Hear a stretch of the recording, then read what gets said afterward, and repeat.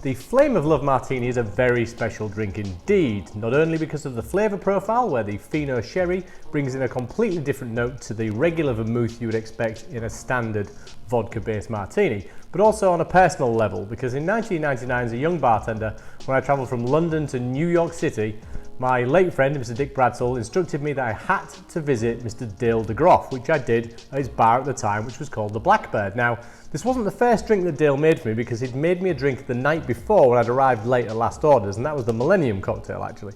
But the day after when he invited me back, I went and I had the Flame of Love Martini. And this was actually created for my on-screen idol, Mr. Dean Martin, at Chason's restaurant in Los Angeles many years before. But not only that, but to top off that experience, the drink was actually made for me by Audrey Saunders, another great bartending legend from New York City who was behind the stick that night. So it worked out pretty well for me, and now I'm going to show you how you can make it so you can enjoy it at home too.